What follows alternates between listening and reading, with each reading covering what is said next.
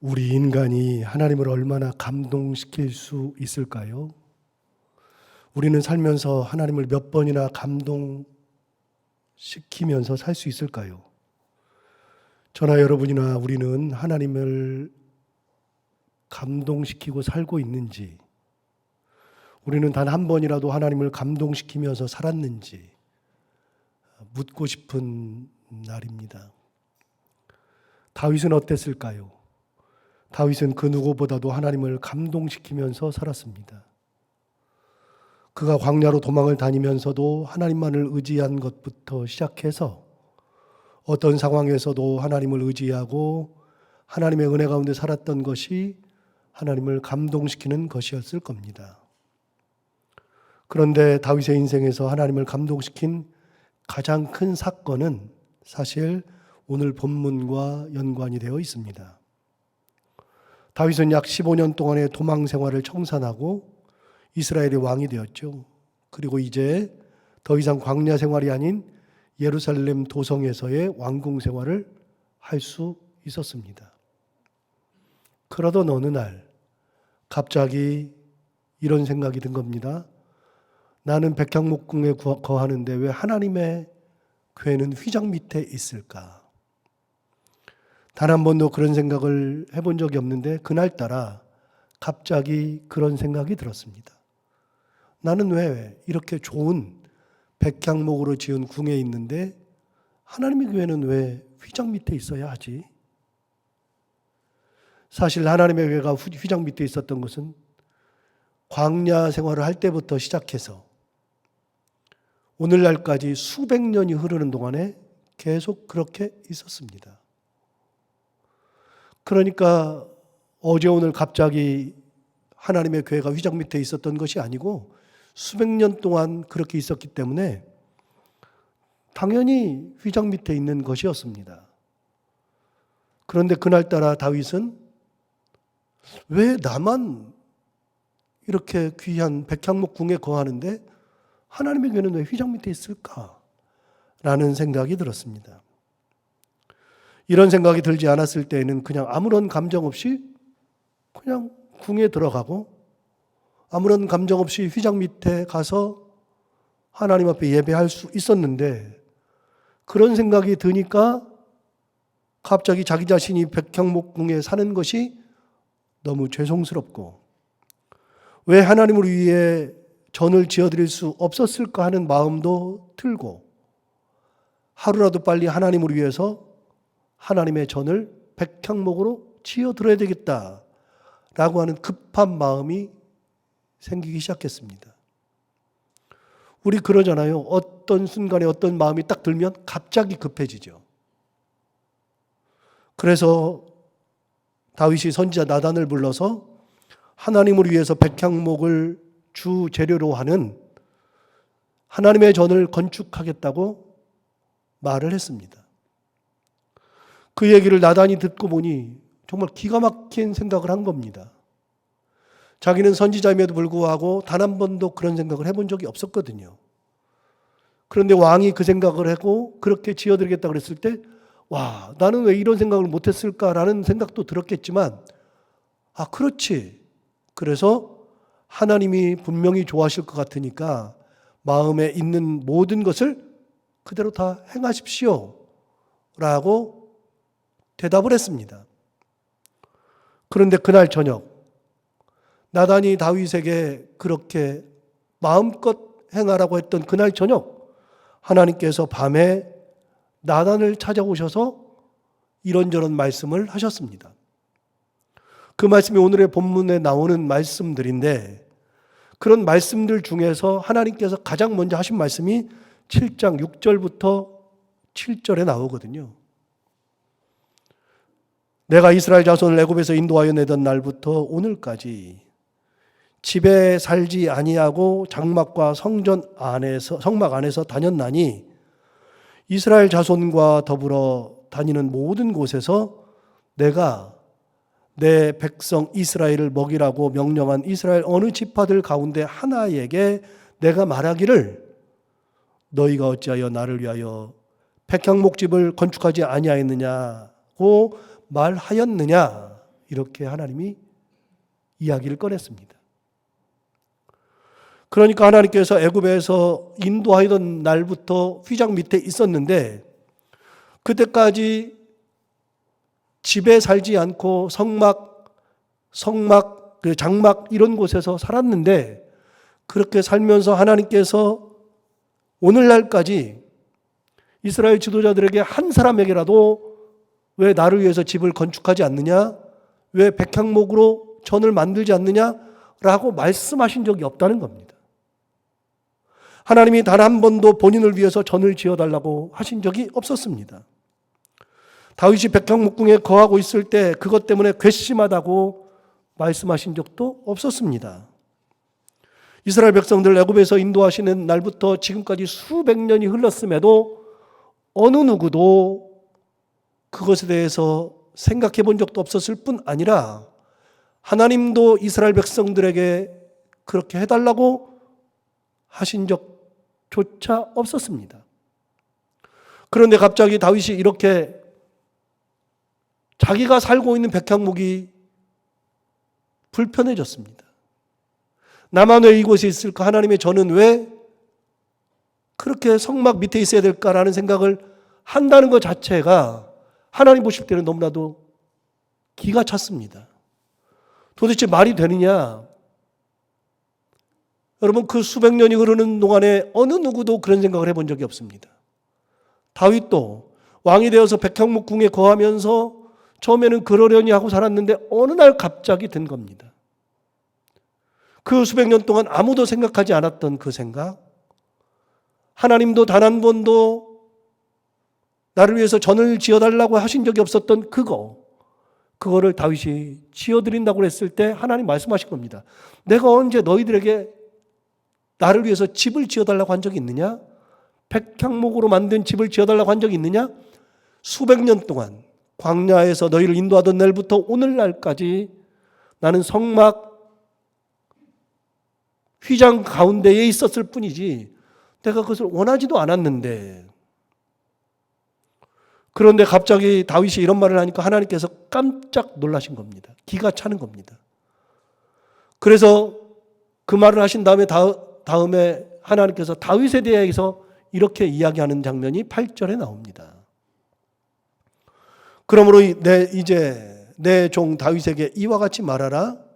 만군의 여호와께서 이와 같이 말씀하시기를 내가 너를 목장 곧 양을 따르는 데에서 데려다가 내 백성 이스라엘의 주권자로 삼았다. 얘기하라는 겁니다. 너 가서 다윗에게 이렇게 꼭 얘기해. 뭐라고 얘기하느냐면 내가 너를 목장 곧 양을 따르는 데에서 데려다가 내 백성 이스라엘의 주권자로 삼았다. 하나님은 기가 찼죠. 하나님이 생각하니까 다윗이 언제 이렇게 성장해서 이렇게 귀한 마음을 먹는가 생각하니까 진짜 기도 안 차는 겁니다. 옛날에 다윗은 어떤 사람이었느냐면 목동이었습니다. 그런 다윗을 데려다가 주권자로 삼았더니 그 코 흘리개가 갑자기 왕이 돼서는 나를 위해서 이렇게 전을 지어준다는 겁니다. 다윗에게 기름을 부을 때 다윗의 나이는 15살 가량이었습니다. 하나님께서 사무엘을 다윗의 집, 그 아버지 이새의 집으로 보내서 그 아들들 중에서 한 명에게 기름을 부으라고 말씀하셨고, 사무엘이 이새의 집에 도착해서 그 얘기를 했더니 이새가 그의 아들 7명을 모았습니다. 그 7명 중에서 한 명, 그가 분명히 하나님께서 세우신 일꾼이라고 확신한 사무엘이 한 명 한 명 지나가게 합니다. 첫째부터 지나가는데 보는 순간에 이 자가 하나님께서 세우신 하나님의 귀한 분이로구나 생각하고 있었을 때 하나님이 말씀하십니다. 나 여호와는 중심을 보느니라. 외모를 보지 말라. 내가 그를 이미 버렸노라 말씀하셨던 하나님, 첫째가 사무엘 보기에는 가장 뛰어났는데 하나님은 그를 택하지 않으셨고, 둘째부터 7째까지 다 지나갔는데 하나님은 어느 누구도 지목하지 않았습니다. 모여있던 모든 아들들이 다 지나가도 하나님 아무 말씀 안 하시니 사무엘이 당황하기는 당연한 거였죠. 아니, 하나님께서 자기를 여기로 보내셨을 때는 분명히 이스라엘 2세의 아들들 중에 한 명에게 기름을 부으라는 의미였을 텐데 왜 7명의 아들들이 다 지나가는데 하나님 아무 말씀이 없으실까? 당황할 수밖에 없죠. 그래서 묻습니다. 아니, 아들이 이게 전부 답니까? 아니요. 아들이 막내 아들이 하나 있긴 한데 나이가 너무 어리기도 하고 그래서 저 멀리 들에서 양을 치고 있습니다. 급하게 다윗을 불러서 사무엘의 눈으로 직접 다윗을 보니까 양을 치고 돌아오는 그 아이는 정말로 앳된 아이였습니다. 얼굴은 아직 홍조가 가득한 얼굴이었고 이런 아이가 왕이 될 수 있을까 싶을 정도였죠. 사무엘이 보기에도 이런 아이를 하나님께서 왕으로 삼으실까라는 생각이 들 정도였습니다. 왕의 제목감 이전에 다윗은 양을 막 치고 돌아오면서 볼품 자체가 없었습니다. 거기다 너무나도 어렸습니다. 그런데 하나님께서 그 아이에게 기름을 부으라는 겁니다. 그래서 사무엘은 다윗에게 기름을 붓고 다윗은 그렇게 하나님께 택하심을 입었습니다. 그게 다윗입니다. 여러분, 사무엘이 이새에게 막내 아들은 부르지 말라고 한 적이 없습니다. 막내 아들은 됐으니 나머지 아들들만 불러라 그런 적이 없었습니다. 자식들을 다 부르라 그랬는데 이새는 막내 아들을 부르지 않았습니다. 왜 그랬을까요? 이새 역시도 막내 아들 다윗이 왕이 될 거라고는 상상하지 못했기 때문입니다. 그가 만약에 왕의 제목감이라고 생각했다면 불렀을 겁니다. 아버지마저도 그 아들이 왕이 될 제목이라고는 생각한 적이 없었습니다. 너무 어렸고 제목도 되지 않고 애송이에 불과한 아이를 어떻게 하나님께서 택하셔서 왕으로 삼으실까? 아버지마저도 그 아들을 인정할 수 없었을 정도의 목동 아이였습니다. 오늘 본문에서 하나님이 그 말씀을 하시는 겁니다. 당시 다윗은 목동이었습니다. 아버지마저도 왕의 제목으로 보지 않았던 그런 존재. 너무나도 앳된 애송이에 불과했던 그런 다윗을 하나님이 택하셔서 이스라엘의 주권자로 삼으셨죠. 그러니 이 모든 것은 하나님의 작품이었습니다. 사람들은 전혀 예상하지 못했던 하나님의 일방적인 작품이었죠. 그런데 그 다윗이 15년 동안의 온갖 고난과 역경을 다 이겨내고 15년간의 광야 생활을 청산하고 드디어 왕이 되었는데 그 애송이 같던 다윗이 언제 커서 자기가 백향목궁에 거하는 것이 불편할 정도가 되었습니다. 그리고 하나님을 위해서 전을 지어드리려고 하는 생각을 갖게 되었습니다. 하나님 보니까 기도 안 차는 겁니다. 이런 아이가 어떻게 벌써 커서 나를 위해서 백향목 전을 지어준다고 하는가?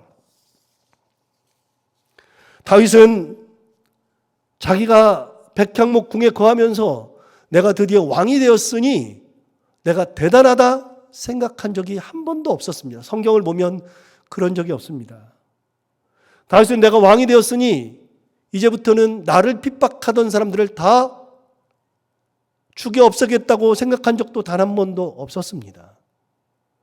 그는 왕이 된 것 처음부터 끝까지 다 하나님께서 해주신 것을 분명하게 알고 있었습니다. 자기 자신도 목동이었는데 자기가 왕이 될 제목이 아니었는데 하나님께서 자기를 불러서 은혜 가운데에서 고난을 이기게 하시고 드디어 왕이 되게 하셨으니 그 모든 것은 다 하나님의 은혜였습니다. 그런 존재에 불과하던 다윗이 왕이 되어 이렇게 백향목궁에 거하고 있으니 옛날을 생각하면 정말 대단한 존재로 변했죠. 진짜 대단한 존재가 되었을지 몰라도 다윗은 이 모든 것이 하나님의 은혜임을 결코 잊지 않았습니다. 나의 나된 것은 다 하나님의 은혜라고 고백했던 사도 바울과 똑같은 심정으로 하나님을 바라보고 있었습니다.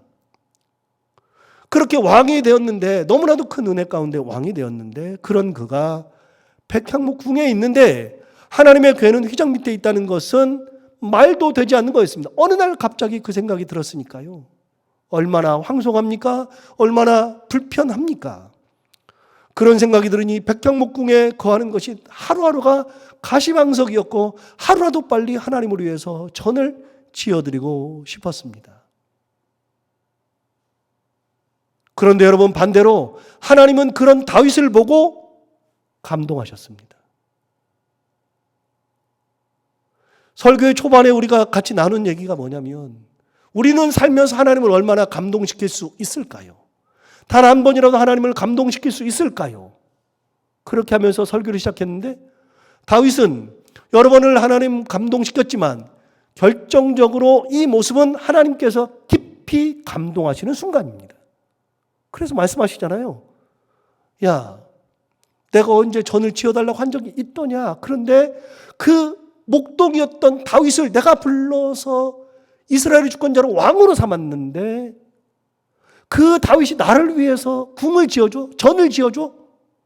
하나님이 엄청 감동하셨습니다. 여러분, 하나님께서 감동하시면 그 인생이 달라집니다. 하나님께서 그 다음부터는 그 인생을 책임지시고 그 가정을 책임져 주십니다. 애송이를 데려다가 왕을 삼았던 그 하나님, 어느 순간에 왕이 되더니 거꾸로 하나님을 위해서 성전을 지어드린다고 하니까 하나님께서 그것으로 감동하셔서 이제 드디어 하나님께서 다윗을 위하여서 여러 가지 약속을 해 주십니다. 하나님께서 하시는 말씀이 많은데 그 중에서 오늘 본문과 관련해서만 짧게 보겠습니다. 12절 13절을 보겠습니다. 내 수완이 차서 내 조상들과 함께 누울 때에 내가 내 몸에서 날 내 씨를 내 뒤에 세워 그의 나라를 견고하게 하리라. 13절, 그는 내 이름을 위하여 집을 건축할 것이요 나는 그의 나라 왕위를 영원히 견고하게 하리라. 12절도 그렇고 13절도 그렇고 하나님께서 그의 나라를 견고하게 하시겠다는 겁니다. 여러분, 나라가 견고하게 되는 것은 힘이 세야 하죠. 경제력이 있어야 하죠. 군사력이 막강해야 하죠. 그런데 여러분, 꼭 그렇습니까? 여러분, 가정이 온전히 서는 것은 돈이 많아야 하죠. 능력이 있어야 하죠. 꼭 그렇습니까? 내가 견고한 것은 내가 능력이 많고 존경을 받고 건강하고 그러면 내가 견고해지는 겁니까? 하나님께서 그 나라를 견고하게 하시고 하나님께서 그 가정을 견고하게 하시고 하나님께서 나를 견고하게 하셔야 견고한 것이 되는 겁니다. 저는 이 부분을 분명하게 정확하게 고백할 수 있는데, 사람이나 공동체나 어떤 조직이든지 견고해지는 것은 하나님께서 하실 때 가능한 겁니다. 세상에는 참 많은 변수가 존재하거든요. 그 변수, 언제 어떻게 될지 모르는 그 변수, 분명한 것은 내가 예상할 수 있는 일들은 대처하면 됩니다. 미리 오는 어떤 일들은 대처하면 됩니다. 만약에 1년 후에 얼마가 필요하다, 미리 조금씩 모으면 됩니다. 그런데 어느 날 갑자기 생각도 안 했는데 돈이 엄청 필요하다, 내 능력을 벗어난다, 대처할 수가 없습니다. 건강도 어떤 어려움이 있다 그러면 내가 대처하면 됩니다. 그걸 위해서 운동을 열심히 하고 좋은 것을 먹고 식단도 가리고 그러면서 대처할 수 있습니다만, 갑자기 아픈 그 아픔은 대처할 수가 없습니다. 그래서 이 땅 사는 동안에 대처할 수 있는 은혜가 있습니다. 예상되는 어려움을 대처할 수 있는 은혜가 있는데요, 예상되지 않은 것들은 대처가 안 됩니다. 그런데 우리 인간은 능력의 한계가 있어서 예상되는 어려움도 대처할 수 있지만 사실은 온전한 대처도 잘 되지 않습니다. 완벽한 대처가 안 됩니다. 저는 이 교회에 부임하면서부터 봄만 되면 알러지로 참 많이 고생합니다. 여러분 뭐 다 아시죠? 처음에 알러지가 생겼을 때 저는 평생을 알러지라는 것을 알아본 적이 없기 때문에 이곳에서 봄이 되었는데 갑자기 눈이 너무 아프고 새벽만 되면 기침을 하고 콧물이 막 줄줄줄줄 새고 그래가지고 이게 무슨 일인가 싶어서 첫 해에는 엄청나게 고생했습니다. 조금 지나면 괜찮아지겠지. 나중에 눈이 너무 가렵고 아파가지고 안과를 갔더니 안과에서 한 달 만에 갔더니 왜 이제 오셨냐 그러면서 하도 눈을 비벼서 망막이 망가졌다는 겁니다. 눈에 넣는 약을 주고 저녁에는 바르는 약을 주고 그 다음에 알러지 약을 줘서 그걸 먹고 그 해를 넘어갈 수 있었습니다. 그 다음에는 동일하게 봄만 되면 생긴다는 것을 알았기 때문에 한 일주일 정도 고생한 다음에 다시 가서 병원에서 약을 타서 먹고 약을 바르기도 하고 눈에다 눈약을 넣으면서 겨우겨우 보냈습니다. 그렇게 하기를 7년째 하고 있는데 너무 심하니까 감당이 안 됩니다. 대개 새벽에 일어날 때 4시쯤만 되면 그 저녁에 자다가 4시쯤만 되면 일어날 시간도 아닌데 벌써 저도 모르게 기침을 하기 시작하고 저는 코에 수도꼭지 달린 줄 압니다. 요즘에. 그냥 콧물이 줄줄줄줄줄 새요. 그 코가 맹맹해서 코를 풀기 시작하는데 1시간 넘게 계속 코를 풉니다. 눈이 가렵고 너무나도 아파가지고서 그거 대처하고 그렇게 1시간 넘게 코 풀고 뭐 그렇게 해서 겨우 새벽 기도에 와서 말씀을 전하죠. 말씀을 전하면서도 그렇게 합니다.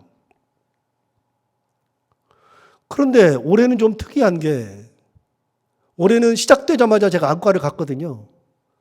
약도 먹고 뭐 눈에 약도 넣고 바르기도 하고 그래서 잘 그나마 새벽 기도 때 많이 기침 안 하고 넘어가나 싶었는데 갑자기 엊그저께부터는 다른 형태로 발전하는데 새벽 4시쯤 되면 일어나가지고서 기침하면서부터 시작되던 것이 12시가 됐는데 시작하는 겁니다.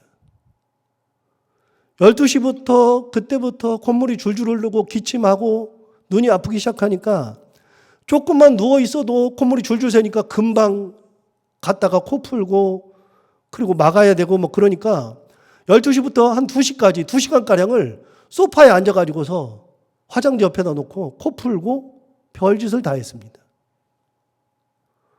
그리고 나서는 어제 저녁에도 똑같이 그랬습니다. 밤새 이것 때문에 잠을 잘 수 없습니다. 이번에는 약을 먹어도 잘 듣지를 않습니다. 결국 약을 먹으면서 조금씩 달래기도 하고 이 시간이 지나가기를 바랄 뿐이죠. 제가 오늘 기침을 안 하고 그나마 잘 가는 이유는 12시부터 이미 다 쏟아냈기 때문에 그렇습니다. 아침에도 일어나자마자 재채기부터 시작해서 들어오기 전까지 코를 풀고 그러고 들어왔습니다. 여러분, 이걸 누가 하고 싶은 사람이 누가 있겠습니까? 저는 알러지 있는 사람들을 단 한 번도 이해를 못했습니다. 복숭아 알러지가 있다, 뭐 음식 알러지가 있다 그러는데 저는 아무런 것이 없으니까요. 알러지가 얼마나 큰 병인지 잘 몰랐습니다. 그런데 갑자기 이렇게 대놓고 보니까 봄이 무서워요. 엄청 무섭습니다. 강대상에서 되도록이면 코를 풀지 않으려고 노력하는데 코에 콧물이 줄줄 흐르기 시작하면 어쩔 수가 없습니다. 여러분, 예상이 되는 거라 그러면 그나마 막을 수 있죠. 지금은 예상이 되는데도 잘 막을 수가 없습니다. 인간이 그렇습니다. 여러분은 예상되는 어려움은 얼마든지 막을 수 있다고 생각하잖아요. 안 그래요. 예상되는 어려움도 막기가 어렵습니다. 인간은 그렇습니다. 그런데 예상하지도 않는 어려움. 그러면 대책이 없습니다. 여러분, 나라가 견고해지는 것은 내 힘으로 되는 것이 결코 아닙니다. 저는 단 한 번도 보이스피싱이라는 것을 당해본 적이 없습니다. 문자가 와가지고서 뭐 링크를 걸어놓으면 거기를 딱 클릭하면 갑자기 바이러스가 깔려가지고서 제 핸드폰이 마음대로 그 사람의 이제 수중에 넘어가서 그냥 다 제 핸드폰을 보면서 보이스피싱도 하고, 그 다음에 갑자기 전화 와가지고 아들이 아프니까 뭐 돈을 가져오라는 둥, 은행에 넣으라는 둥, 그거 제가 다 아니까 저는 보이스피싱을 단 한 번도 경험한 적이 없습니다. 그리고 보이스피싱에 당하면 멍청하다고 항상 생각하고 살았습니다. 열흘 전입니다. 갑자기 문자로 11번가에서 문자가 왔는데 98만 5천 원이 결제되었다고 문자가 온 겁니다. 그러면서 그 밑에 뭐라고 되어 있냐면, 혹시 본인이 아닌데 결제가 되었다면 여기로 전화하십시오. 그래서 050으로 시작하는 번호가 뚝 뜬 겁니다. 저는 이렇게 전화를 받을 줄만 알지 제가 전화하리라고는 생각을 못했습니다. 본인이 아니라면 전화하십시오. 그래서 050으로 전화가 와서 문자가 와서 그렇게 해서 전화를 했더니, 전화해서 물었습니다. 내가 98만 5천 원을 결제한 적이 없는데 왜 결제했느냐 그랬더니 해외에서 골프채를 샀다는 겁니다. 아니, 목사가 무슨 골프 친 적도 없고 골프채를 살 일도 없는데 뭐 때문에 그러냐 그랬더니 하나카드로 결제했다는 거예요. 저는 우리 카드밖에 쓴 적이 없거든요. 지금까지. 태어나서 지금까지 우리 카드만 씁니다. 딱 하나의 카드로 씁니다. 그런데 하나 카드로 결제되었고, 그래서 말도 안 된다 그랬더니 이거 심각한 거니까 자기가 경찰청에 신고를 해주겠다는 겁니다. 그리고 곧 있으면 그 신고를 할 테니까 경찰청에서 전화가 갈 테니 전화를 받으라는 겁니다. 잘만 받으면 된다고. 그래서 있었더니 진짜 몇 분 지나지 않았는데 금방 전화가 왔어요. 남자한테. 지금도 또렷이 기억합니다. 경기지방경찰청 사이버 범죄수사대. 그러더니 저한테 물어요. 어떻게 된 거냐? 나는 결제하지도 않았는데 왜 결제가 뜨느냐? 하나은행은 나는 한 번도 가져본 적도 없는 통장이다 그랬더니 누군가가 제 이름을 도용해서 통장을 만들고 그리고 카드를 쓰는 것 같다. 당신의 신용에 큰 문제가 생기고 나중에 문제가 생긴다. 그러니 이거는 아주 심각한 문제다. 한 달 전에도 이렇게 골프채를 한번 산 적이 있다.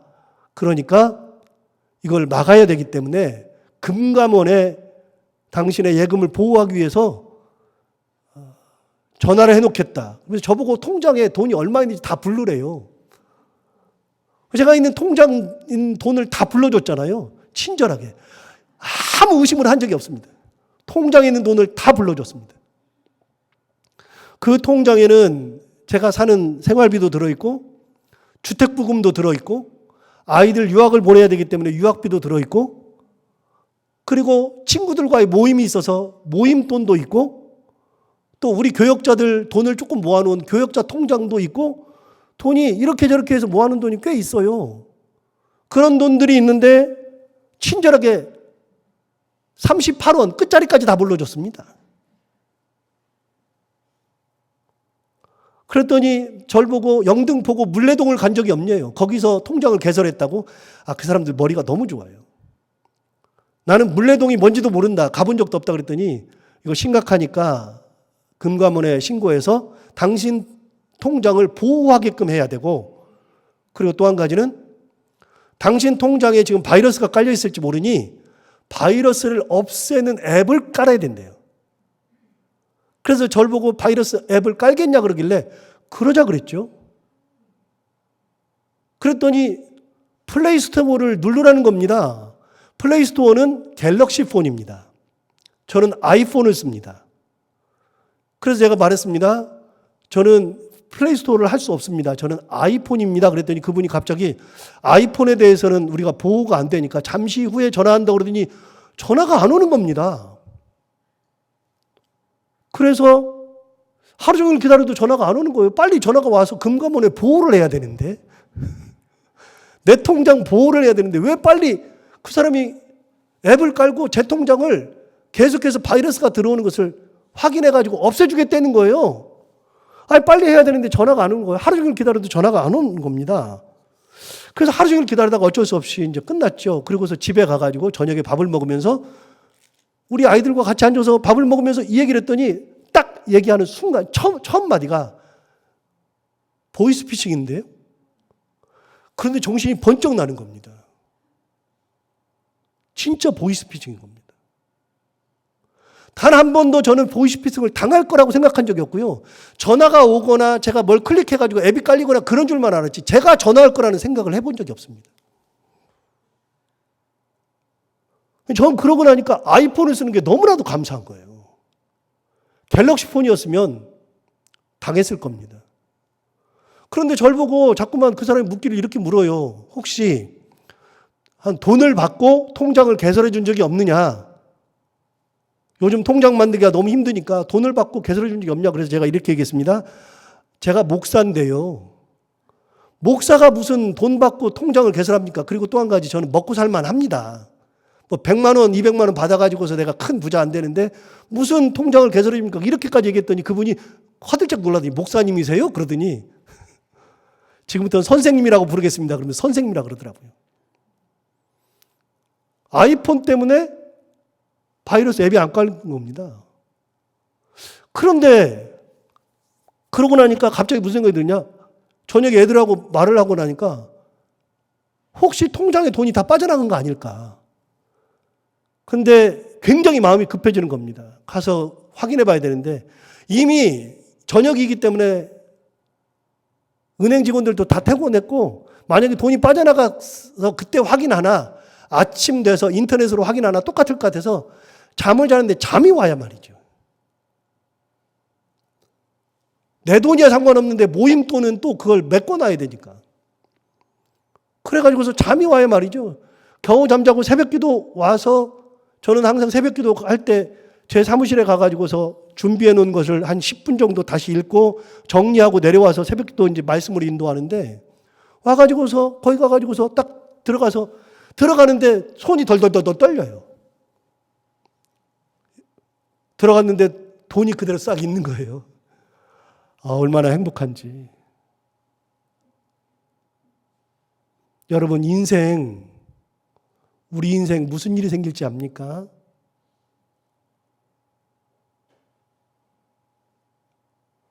내 삶도, 내 건강도, 내 명예도, 내 직장도 다 내가 잘해서만 유지되는 거라고 생각합니까?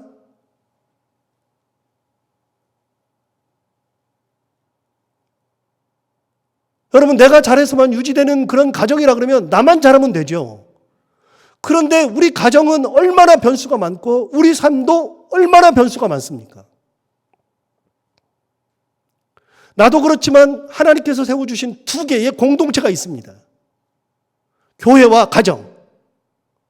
이 두 공동체는 여러분이 우리가 같이 신앙생활을 살고 가정생활을 살지만 내가 잘한다고 해서 온전하게 견고한 공동체가 되는 것이 아닙니다.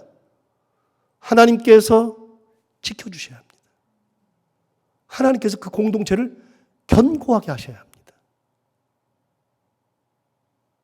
하나님의 은혜가 가득해야 합니다. 아니면 대책이 없습니다. 갑자기 사고 나는 걸 어떡합니까? 갑자기 교회 지붕이 무너지는 걸 어떡합니까? 갑자기 교회에 큰 일이 생기는 걸 어떡합니까? 가정에는 그런 일 없습니까? 정말로 많은 일들이 우리 가정, 우리 교회, 그리고 내 자신의 삶 속에서 일어납니다. 그래서 하나님 뭐라고 그러십니까? 내가 너에게 아들을 세우리니 그 아들을 세우는 그 나라, 그리고 너의 나라를 영원히 견고하게 하리라. 하나님께서 애송이었던 다윗이 하나님을 위해서 전을 지어드린다고 했을 때 그것을 너무 감동하신 나머지 하나님께서 뭐라 그러세요? 니네 나라는 내가 견고하게 해줄게. 내가 견고하게 해줄게. 가장 귀한 거 아닙니까? 우리는 다 견고하게 되기를 원하잖아요. 가정도 흔들림이 없고 교회도 흔들림이 없고 나도 흔들림이 없기를 바라는데 하나님께서 견고하게 하신다 그러니까 언제 가능했습니까? 다윗이 하나님을 감동시켰을 때입니다. 여러분, 우리의 삶 속에서 하나님을 감동시키는 것이 몇 번이나 될까요? 그러나 하나님을 감동시킬 때 하나님께서 이 모든 일을 해주신다는 겁니다. 저는요, 제가 똑똑한 줄 압니다. 머리가 엄청 좋은 줄 압니다. 저는 사기를 안 당한다고 생각합니다. 말도 안 되는 얘기입니다.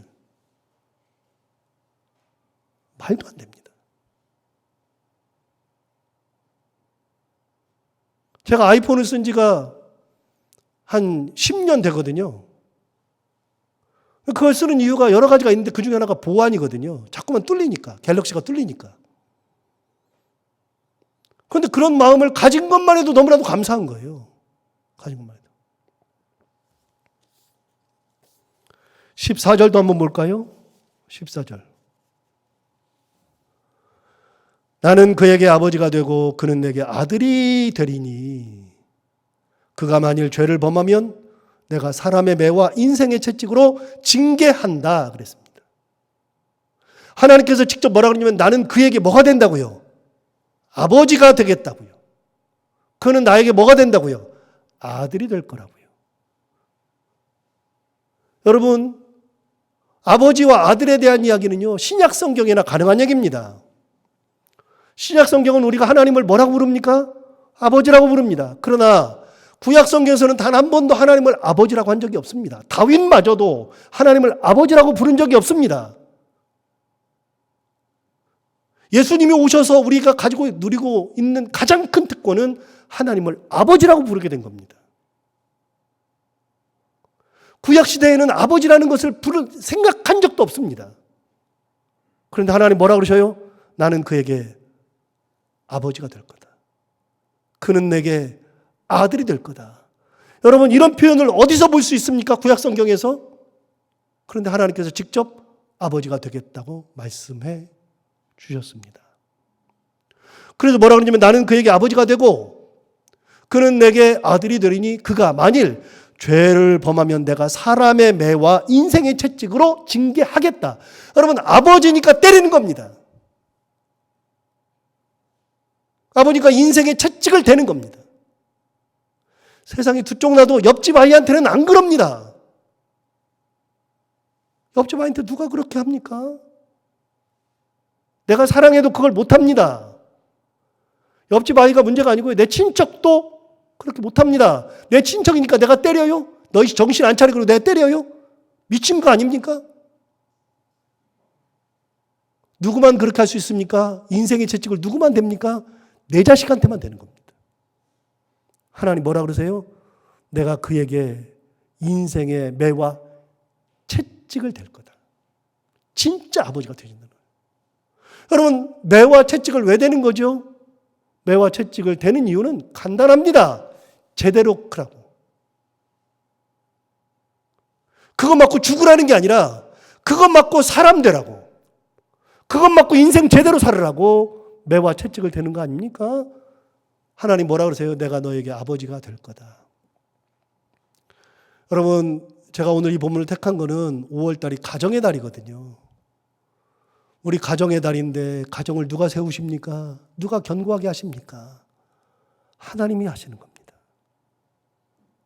우리가 소유권을 하나님 앞에 다 드리면 하나님께서 하시는 겁니다. 이런 믿음의 가정, 하나님께서 직접 아버지가 되시고 견고케 하시는 그 은혜를 누리는 믿음의 가정을 다 이루며 사시기를 바랍니다. 기도하겠습니다. 하나님 아버지 감사합니다. 오늘도 귀한 말씀으로 우리를 깨우쳐 주시고 인도해 주셔서 감사합니다. 이 말씀 들은 것처럼 우리도 다윗과 같이 인생 살면서 하나님을 감동시킬 수 있는 믿음의 삶을 살게 하여 주옵시고 내 가정을 내가 책임지고 내 자녀를 내가 책임질 수 없사오니 하나님께서 내 가정을 견고케 하시고 교회를 견고케 하시고 나를 견고케 하시며 우리의 아버지가 되셔서 우리를 인도하시는 놀라운 은혜 허락하여 주옵소서. 예수님 이름으로 기도하옵나이다.